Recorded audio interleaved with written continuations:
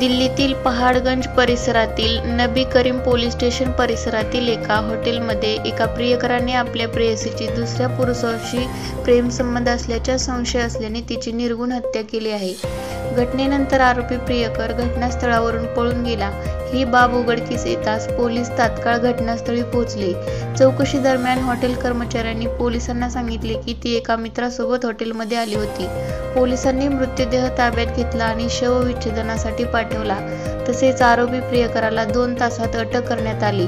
पहाडगंज परिसरात Nabi Karim police station परिसरातून एका मुलीच्या थरारक हत्येची घटना उघडकीस आली आहे. मृत महिलेचे नाव सारिका असे आहे, जी ईशान्य दिल्लीतील बुरारी भागातील रहिवासी होती. सारिका तिचा प्रियकर सचिन सोबत नबी करीम पोलीस स्टेशन परिसरातील हॉटेलमध्ये पोहोचली होती.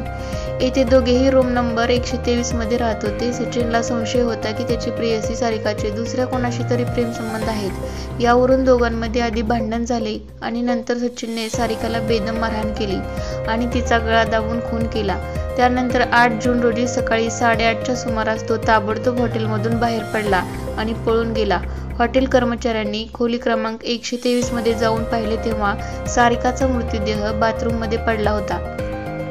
त्यांनी तात्काळ पोलिसांना घटनेची माहिती दिली. माहिती मिळताच पोलिसांनी तात्काळ घटनास्थळी धाव घेतली. कर्मचाऱ्यांची चौकशी केल्यानंतर पोलिसांनी 2 तासात आरोपी सचिनला अटक केली. सचिनने हत्येची कबुली देताना पोलिसांना सांगितले की त्याला सारिकाचे दुसऱ्या पुरुषाशी अवैध संबंध असल्याचा संशय होता, म्हणून त्यांनी सारिकाची हत्या केली.